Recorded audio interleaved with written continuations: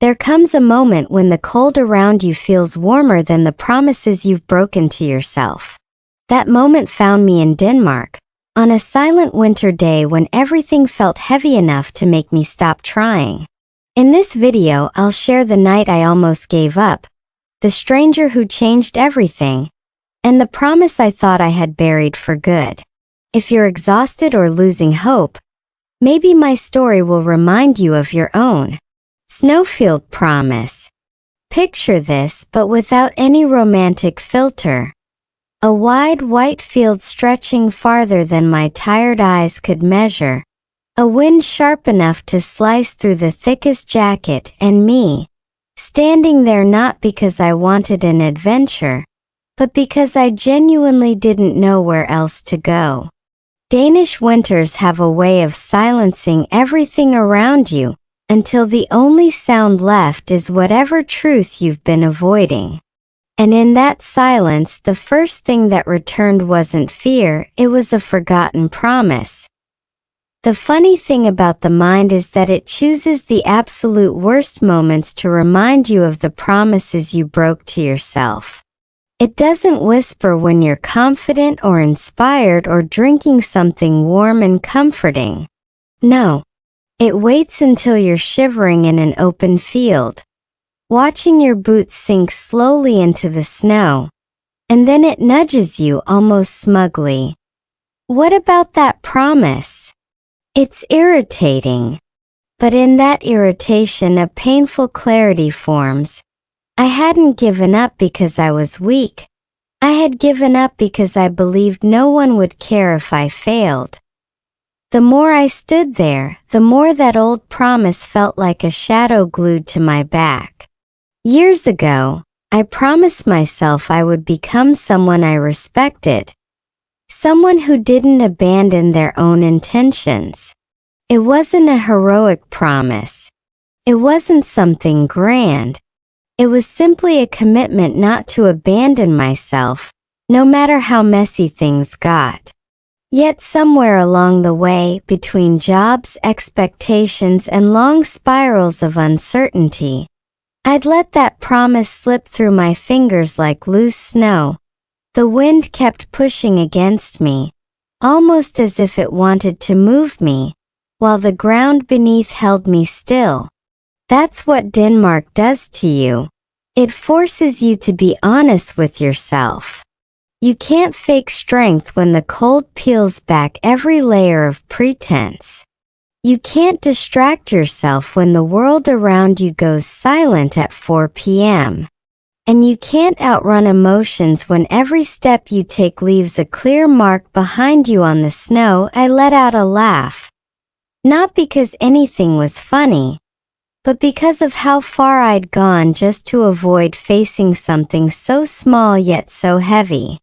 That promise I'd made once, quietly and sincerely, had followed me across countries, across years, and across all the versions of myself I had tried to become. And now, in the middle of nowhere, surrounded by frozen air and a sky so pale it looked almost blank, that promise was standing right in front of me, demanding an answer. There were no dramatic revelations, no cinematic epiphanies. Just a gentle, uncomfortable truth. No one else could fulfill that promise for me. No one else even knew about it. Only I did. And the part that stung the most, the part that made my chest tighten, was realizing I still wanted to keep it. Even now. Even here. Even after everything does, so that snowy field didn't become a memory because it was beautiful. It became a memory because that was the moment I finally asked myself, if not now, then when? The winter that broke me. Some winters don't simply arrive, they confront you. They push their way into your routine, your mood, your sense of direction. That Danish winter didn't just chill the air. It seeped quietly into every corner of my life. You don't really understand how heavy a season can feel until you live through a Scandinavian winter, that shrinks the daylight into something you could almost cup in your hands. And that year, the darkness didn't just fall outside. It settled inside me too. There were mornings when the room felt colder than the weather report insisted. Not physically, though the radiator struggled heroically, but emotionally. A kind of dull heaviness that made even the simplest tasks feel too large to hold. I'd lie there beneath the thick blanket, staring at the ceiling, feeling like I was being asked to carry a weight that had no shape and no name. Sometimes surviving doesn't look dramatic. It looks like trying to get out of bed when everything in you prefers the stillness.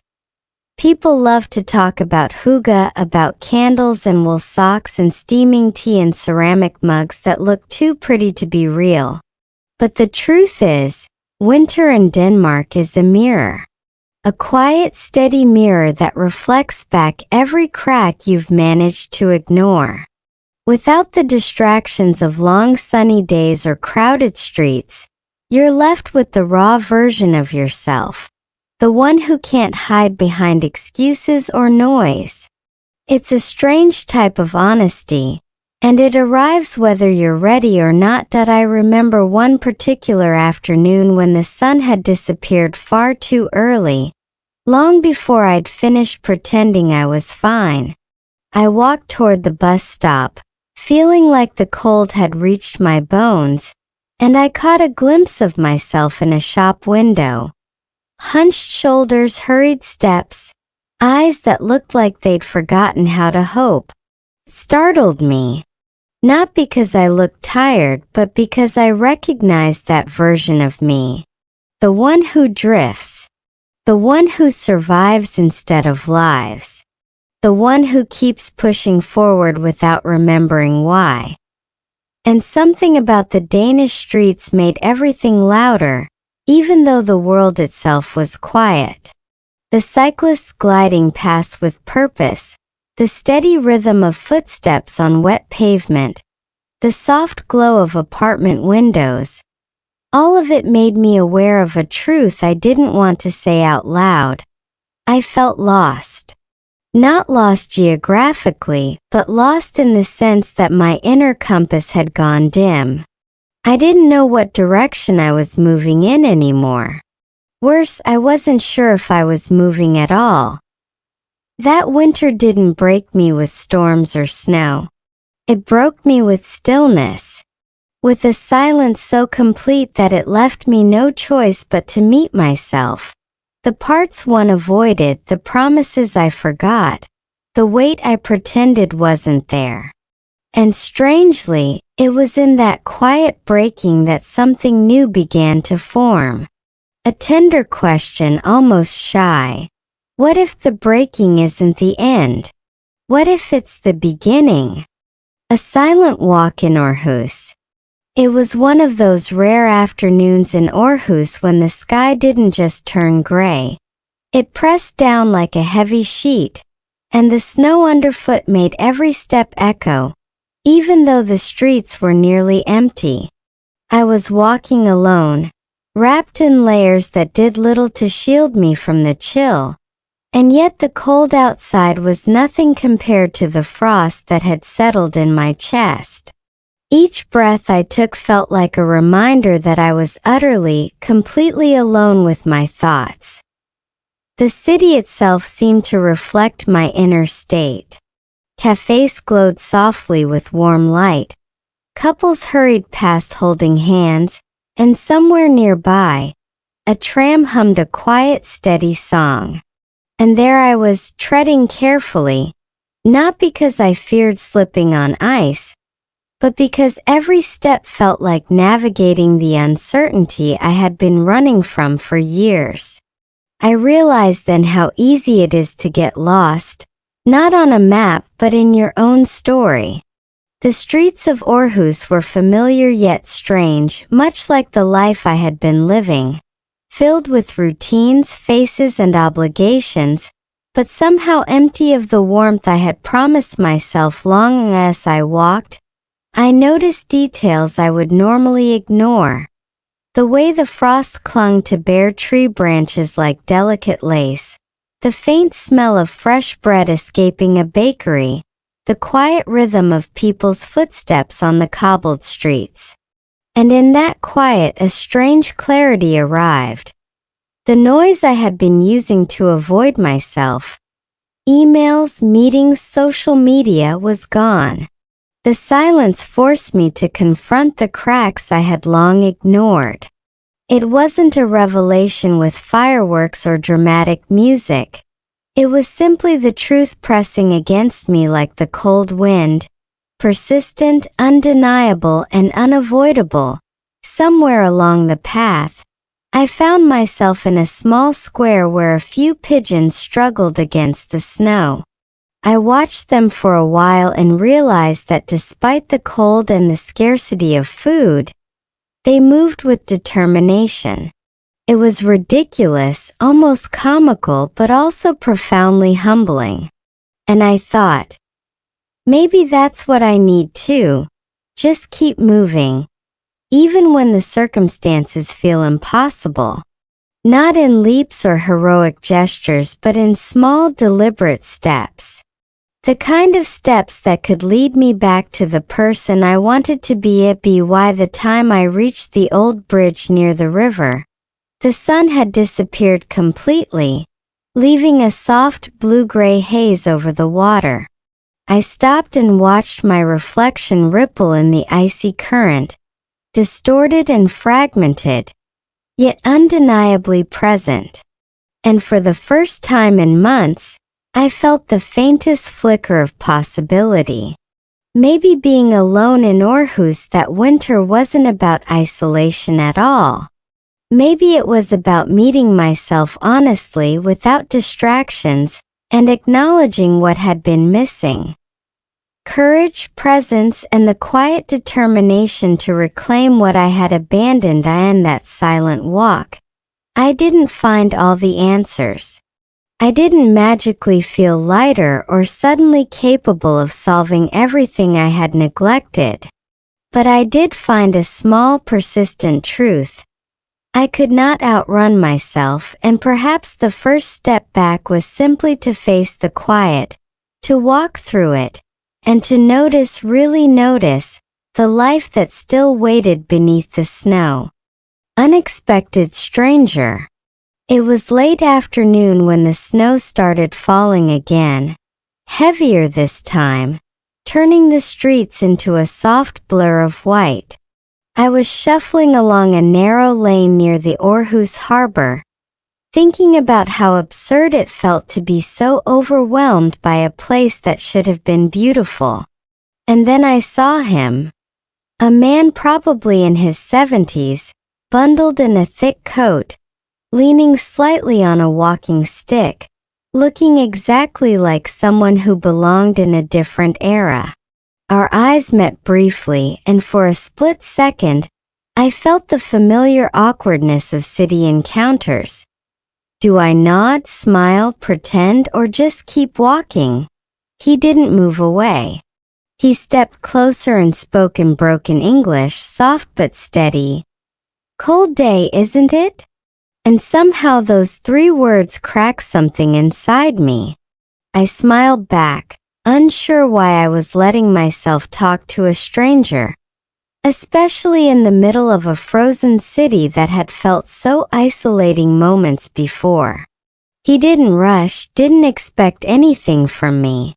There was no judgment, only the strange kind of patience that seems almost foreign in bustling cities.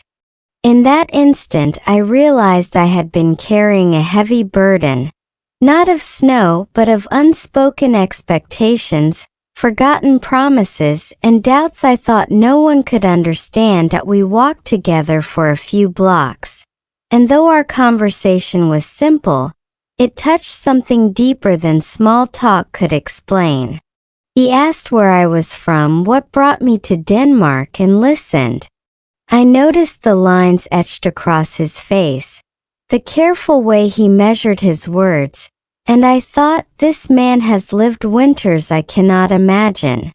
And yet, in his presence, the weight of my own winter started to feel lighter, not because he solved anything, but because acknowledging someone else even briefly reminded me that connection existed. Even in the harshest cold. At one point, he stopped and said quietly, almost as if he had known my thoughts all along, "Sometimes promises wait for the right time. Don't let them die in the snow." I froze. That sentence, so small, so simple, struck me harder than any grand speech or motivational quote ever could.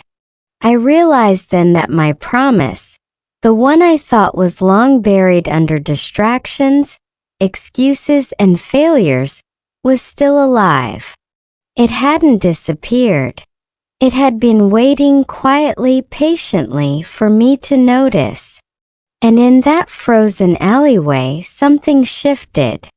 I felt a warmth not from the scarf around my neck, but from a recognition that I wasn't as lost as I believed. We parted ways soon after, him shuffling off into the white blur, me left standing on the icy pavement with a strange mixture of awe and relief.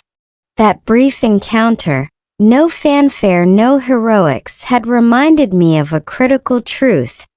Sometimes the world gives you tiny signs when you are ready to hear them.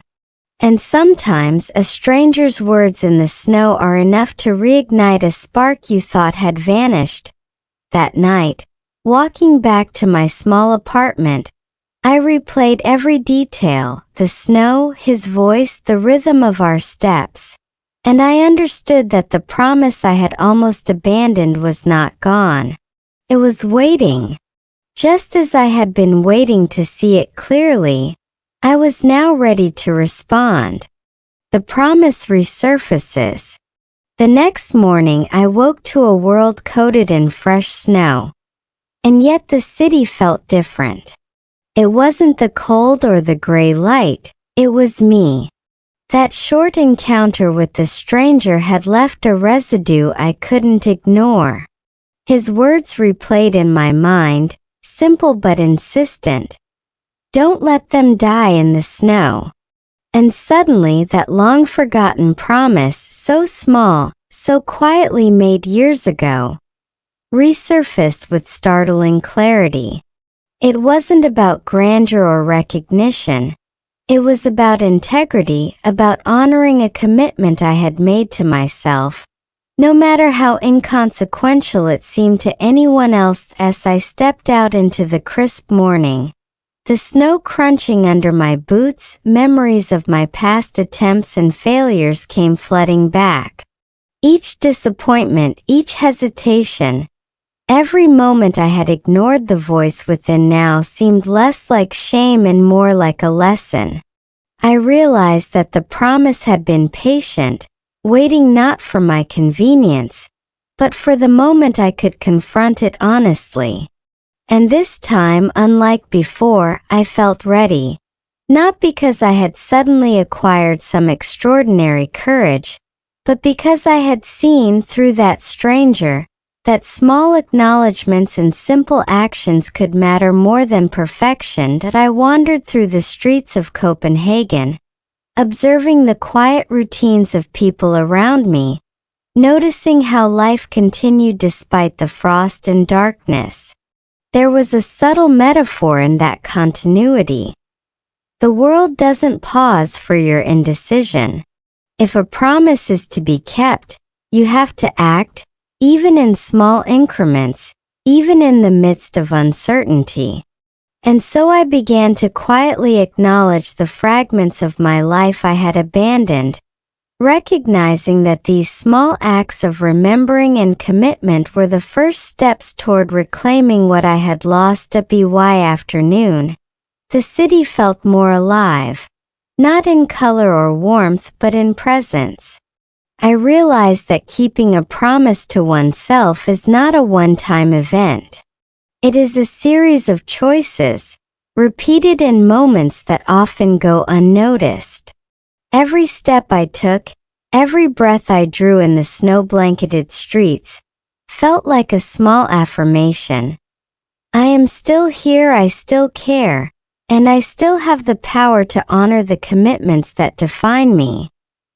That day, the promise was no longer a shadow lurking behind the cold. It was tangible. It could be felt in the soles of my boots against the icy ground, in the rhythm of my steps, in the quiet certainty that I would not leave it unfulfilled. And as evening approached with the soft glow of street lamps illuminating the snow, I understood something profoundly simple. Promises are not about timing or perfection. They are about presence and persistence. And just like that, without fanfare, the promise resurfaced. Waiting, patient, and quietly insistent. I could choose to ignore it again, or I could choose finally to move forward step by step, letting the snow and silence guide me rather than trap me. Night of realization. That evening, I returned to my tiny apartment in Copenhagen, the streets outside blanketed in snow, quiet except for the occasional distant hum of a tram. Sitting by the window with a cup of tea I barely tasted, I finally allowed myself to reflect on everything that had led me here. The winters I had endured, the detours I had taken, and the promises I had ignored. The city's cold didn't feel like an adversary anymore. It was a mirror showing me the patterns I had been avoiding for years. I remembered the stranger's words from the alleyway, how they had echoed softly in my mind all day. Don't let them die in the snow. It struck me that the most difficult moments weren't the cold or the isolation, but the realization that I had been running from my own responsibility. That night I understood a truth that had eluded me. The hardest part of keeping a promise isn't making it. It's facing yourself honestly when everything around you tempts you to look away. So I stared at the pale light filtering through the frosted window. Memories of my own failures and hesitations came into sharp relief. I saw the moments I had dismissed, the chances I had let pass, and the quiet resignation that had settled like dust over my life. But alongside the regret, there was something else. A spark of determination. Not grand or heroic, just small, stubborn, and real. I realized that keeping a promise doesn't require perfection. It requires presence, courage to confront discomfort, and the willingness to start again. Even when it feels insignificant, I thought about the journey that had brought me here. The walks in Aarhus, the snowfield that had first reminded me of my promise, the stranger who had offered a gentle nudge, and the persistent reminder that no one else could carry this forward for me. Each piece of that journey was a lesson in patience and self-awareness. I saw that the promise wasn't simply a goal. It was a compass guiding me back to the person I had always wanted to be, even if I had forgotten along the way. Sitting there with the soft hum of the city in the background, I felt a subtle shift. For the first time in months, I wasn't consumed by frustration or fatigue. Instead, I felt a quiet alignment, a readiness to act however slowly. The snow outside continued to fall, blanketing the streets in silence, and I realized that this night, the calm, the reflection, the acknowledgement of my own responsibility, was a turning point. The promise was no longer dormant. It was alive, waiting for me to honor it, step by step. That night, the realization was clear. Progress doesn't require leaps. It requires the courage to show up, even when the world feels cold and empty. And for the first time, I understood that I could finally begin again. Guided not by fear or expectation, but by a quiet, persistent commitment to myself. His promise in the snow. A few days later, I found myself back at that wide, empty field where it had all begun. The snow stretching endlessly, wind cutting sharply across my face. Standing there again, I felt a mixture of apprehension and resolve. The field looked the same, yet I was different. The stranger's words lingered in my mind, guiding me gently. Don't let them die in the snow. I realized that this place, which had once felt isolating and oppressive, was now a space for reflection. A reminder that the promise I made long ago was still within my reach. As I walked through the snow, each step made a distinct, crisp sound, like a quiet affirmation with every footfall. Memories flooded back. The countless times I had postponed, the fears I had invented, the excuses I had wrapped around myself like layers of clothing. But unlike before, these recollections didn't weigh me down. They illuminated the journey I had taken. They reminded me that even in moments of despair, every experience contributed to understanding the value of what I had once vowed to uphold. Halfway across the field, I stopped and looked up at the sky, where snowflakes fell slowly, each unique, drifting without direction yet finding their place on the frozen ground.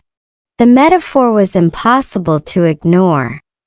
Life may feel chaotic, moments may appear random, but the promise, my promise, was a fixed point amid the drift. I could honor it, not perfectly, not instantly, but steadily, with awareness and intention.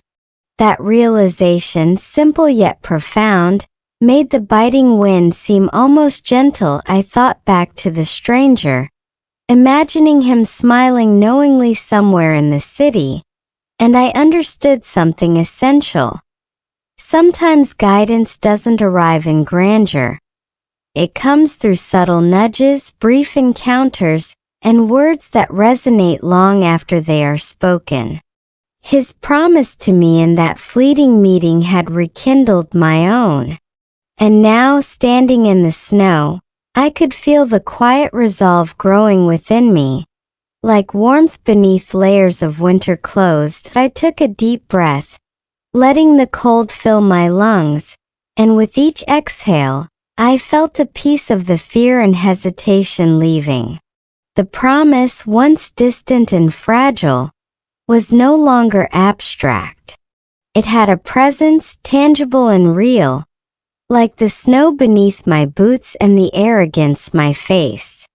I realized that I had the power to honor it, to continue even in small increments, and that action, however modest, was itself a victory. By the time I turned to leave the field, I felt lighter, not because the snow had melted or the wind had softened, but because I had acknowledged that the promise was mine to keep.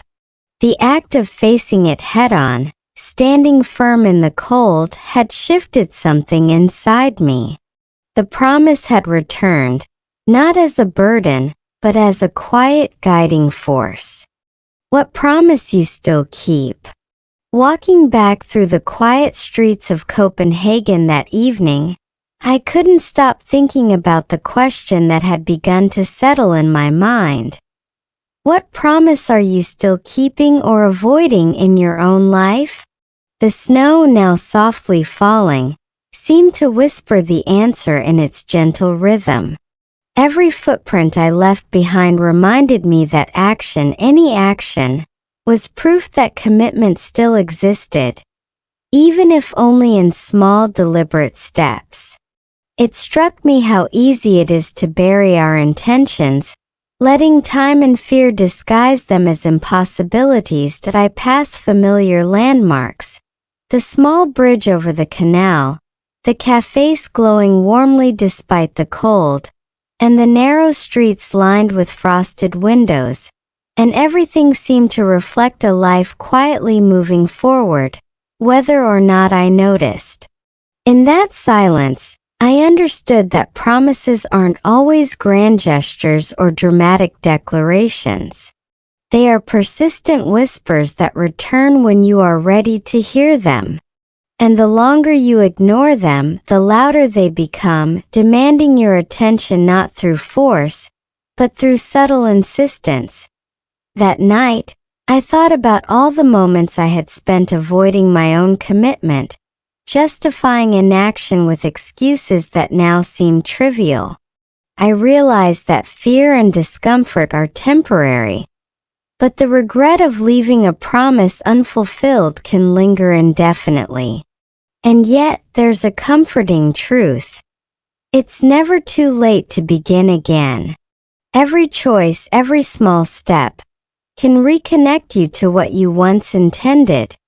Even if the path feels uncertain or slow. As I entered my apartment and looked out over the snow-covered rooftops, I felt a quiet, steady resolve.